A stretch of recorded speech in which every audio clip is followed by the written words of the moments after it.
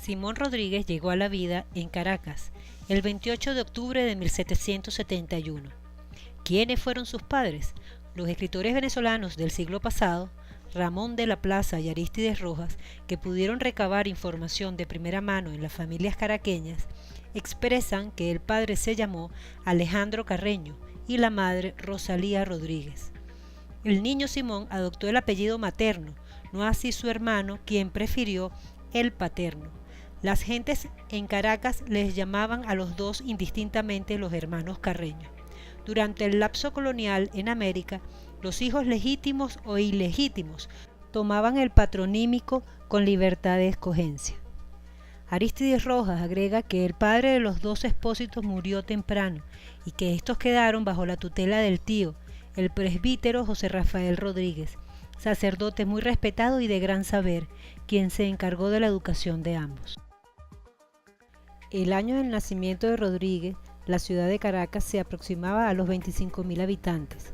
Había en ella, como en el resto de Venezuela, una estratificación étnico-social que, para todo el país, hallábase clasificada así, hacia el año 1800.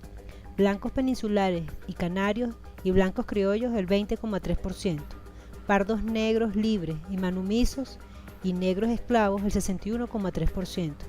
Negros y marrones, indios tributarios, indios no tributarios y población indígena marginal 18,4%. La descripción de la ciudad la hicieron tanto el historiador José Oviedo Ibaño como Alejandro Humboldt, en muy notable coincidencia de detalles. A este ambiente que achica y agranda los ojos del niño Simón Narciso, requiérese añadir lo relativo a la moral, las costumbres, los fanatismos e injusticias.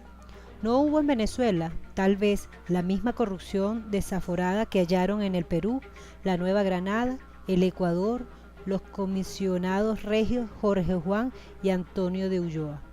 En las 18 ni se produjeron quizás las comprobaciones del obispo Federico González Suárez en el Archivo de Indias de Sevilla, relativas a la bajísima moral social en esas regiones durante la colonia, pero tampoco Venezuela pudo constituir la excepción. La obra en varios volúmenes de Montserrat Martí, relación de la visita general que en la diócesis de Caracas y Venezuela hizo el señor don Mariano Martí, duró 12 años entre 1771 y 1783. Trae abundante información relativa a la conducta de la gente de los diversos niveles. En todo caso, frente a esta problemática moral, ideológica y sociológica, y desde el altozano de la educación, actuará Simón Rodríguez, ya para denunciarla, ya para enrumbarla. Forjado él mismo por un sacerdote de principios severos, que también los hubo entonces, puede hablar con claro conocimiento de lo positivo y de lo negativo, sin perder la sistematización típica del clero y el férreo enrumbamiento. Desembocará, no obstante, en la mar de lo innovador ideológico, de lo aglutinador sociológico, de lo educativo puro.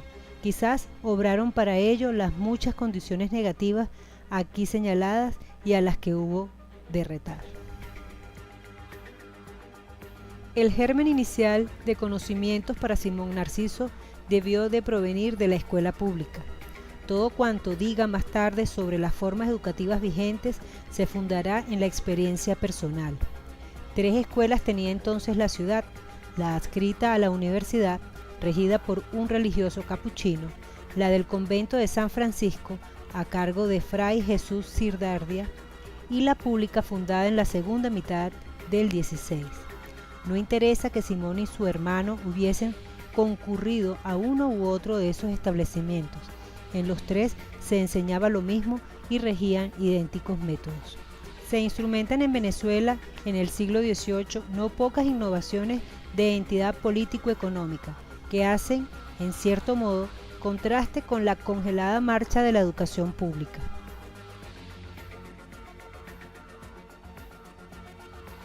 Los jóvenes en Caracas viéronse impelidos a ponerse al día por lo mucho que ya había introducido la empresa comercial guipuzcoana y lo que llegaba en cada navío.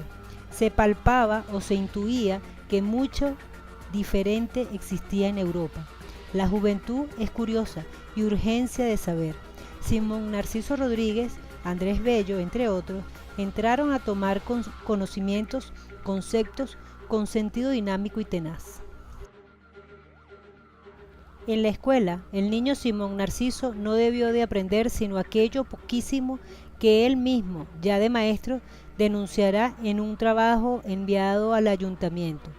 Lo sólido y constructivo, en punto a carácter, hubo de recibir en labra sistemática y lenta del sacerdote su tío, persona docta y austera que vivía con él. En sustancia, se sembraron en él infantes gérmenes destinados a hacer de la existencia un ascenso, una fragua, en medio de rezos y de adoctrinamientos de fe cristiana. Los sacerdotes, al margen de su comportamiento moral en cuanto a clase, eran necesariamente instruidos y hasta sapientes, por obligatoriedad de su condición. Mantenían, por consecuencia, fuerte sentido de autoridad en el medio social. El pueblo acataba ese saber, otorgándole reverencia. Los clérigos llevaban el título de doctores. El niño así fue amoldando su carácter en la severidad y la disciplina, sometido a horas exactas y a ejercicios rutinarios inevitables.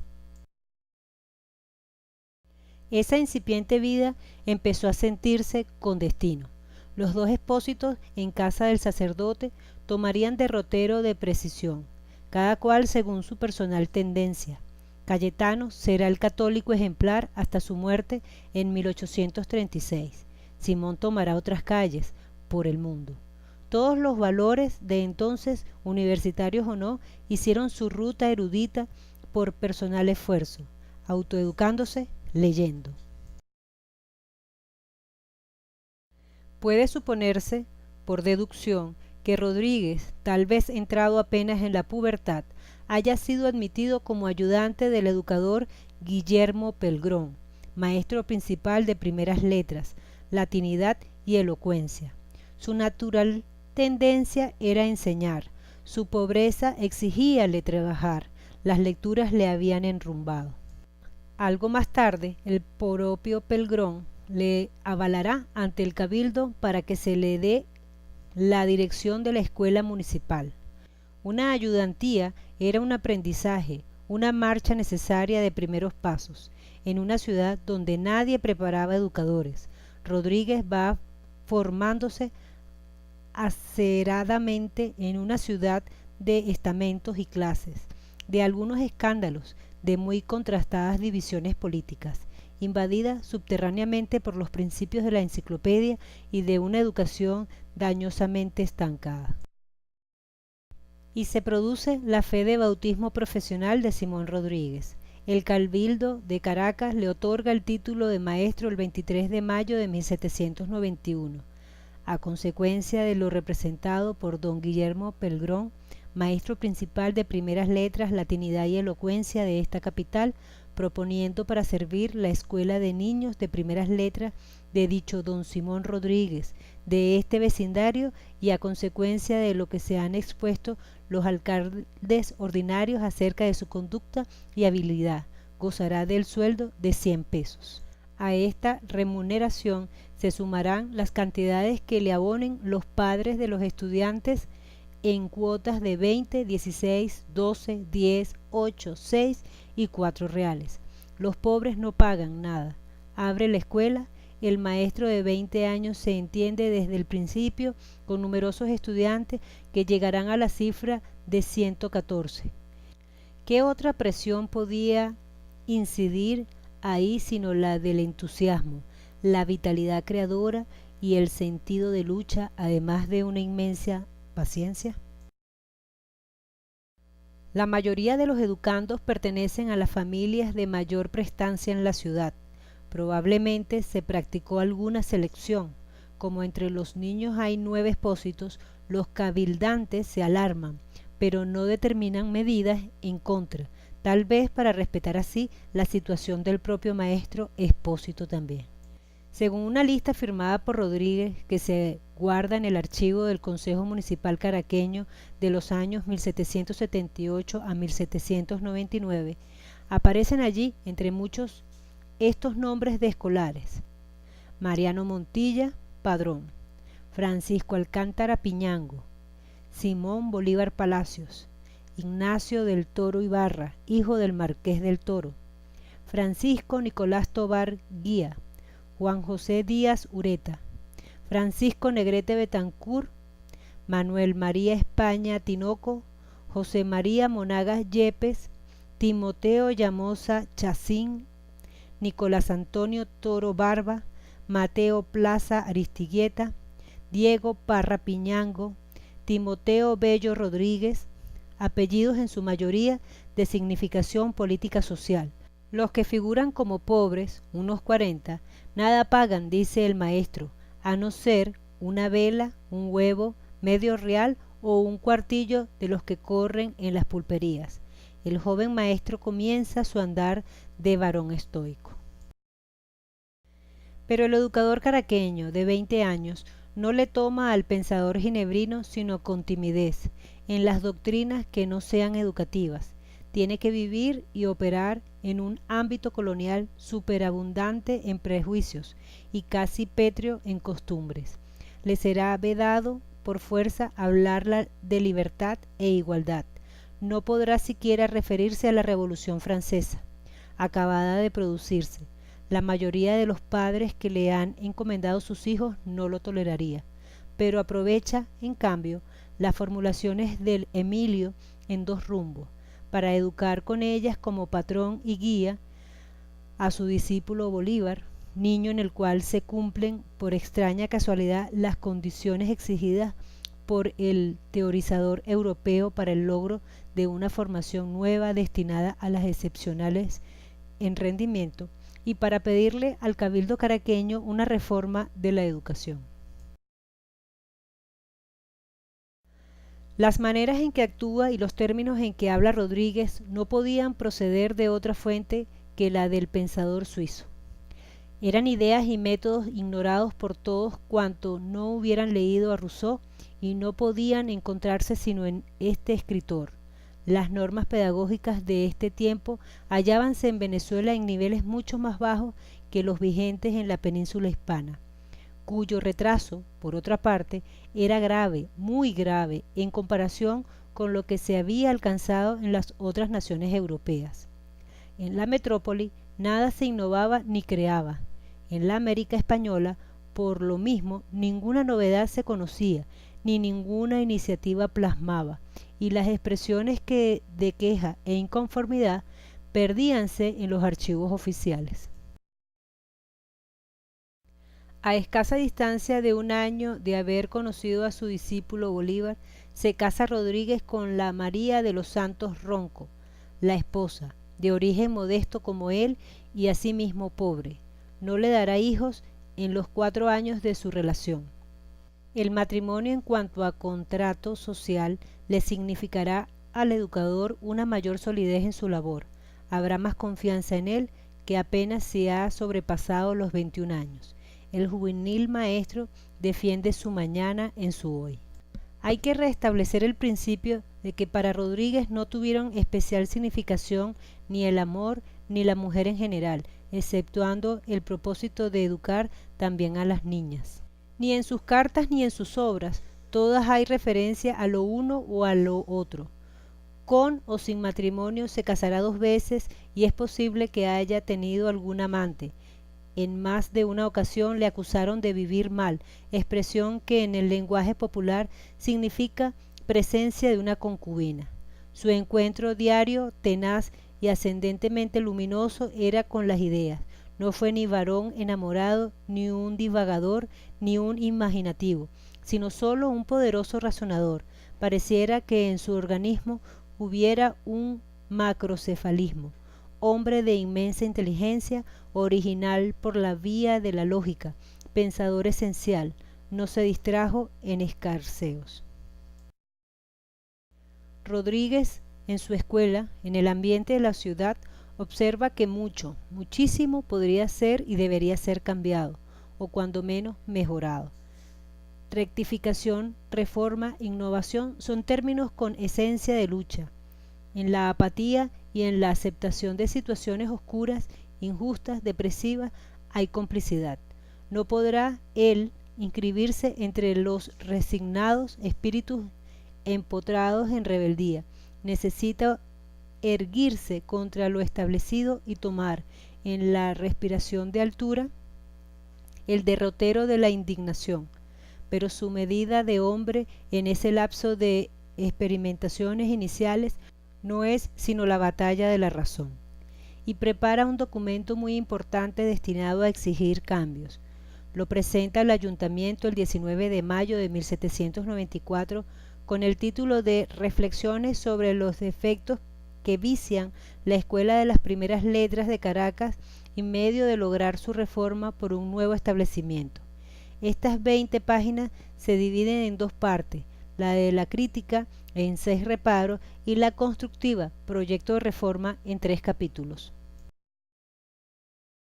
En el Ayuntamiento de Caracas van juntos el pasado mental colonial y el sentido de avance, con poder mayor el ayer, la tradición, la costumbre, lo oscuro y el caído en atrofia. El síndico procurador general del Cabildo piensa como hombre nuevo y aprueba el plan presentado por Simón Rodríguez, sin discutir ni objetar nada, pero el fiscal lo rechaza por razones legales y económicas, y su criterio retrógrado prima en la entidad. Rodríguez, ante la miopía oficial evidenciada en el fiscal, presenta enseguida la renuncia de la dirección de la escuela. Lo hace con altivez y dignidad. Está sangrando. La torpeza y la obsesión hieren siempre más que el enfrentamiento agresivo. No valía la pena trabajar para continuar en rutinas. La escuela no era para él un empleo, sino un ideal vital, una decisión de marcha. Este golpe oficial no lo olvidará jamás, pero tampoco se olvidará en Caracas que un modesto maestro poseyó un don creativo suficientemente vigoroso como para haber enrumbado a un Bolívar y para señalar sin ambigüedades la destructora incipiencia de los sistemas educativos impuestos por España.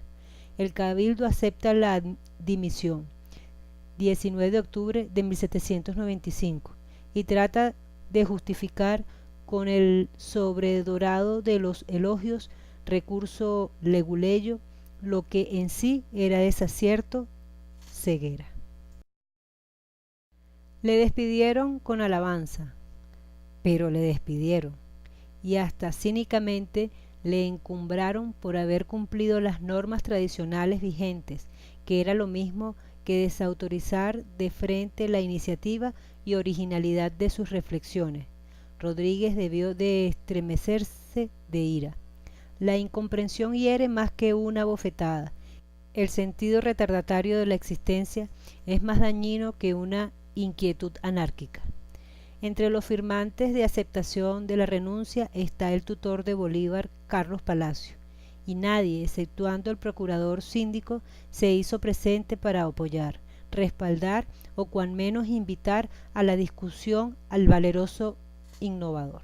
Reaccionó el espíritu de Rodríguez vehementemente contra una sociedad que, a pesar de haberle admitido como maestro, no le respaldó en el Cabildo, y generóse en lo más profundo del almario del educador un resentimiento íntimo que se volvió de suficiente potencia para una decisión irrevocable de doble rumbo: conspirar y, en caso de fracasar la revuelta, no volver jamás a Venezuela.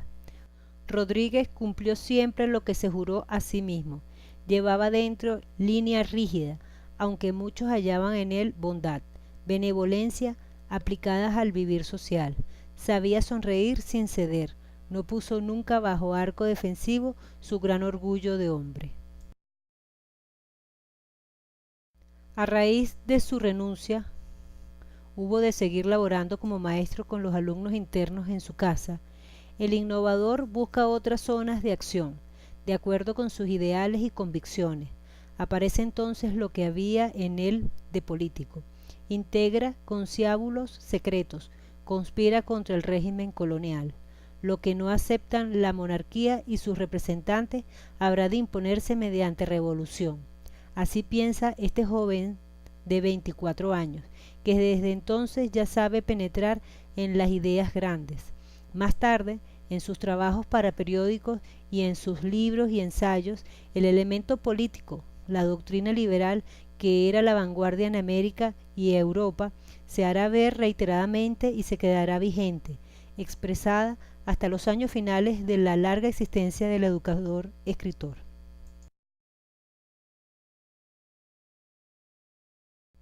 Y partió Simón Rodríguez a ocultas, quizás sin despedirse verdaderamente de su esposa, de su hermano, de su discípulo, de sus alumnos, amigos y parientes.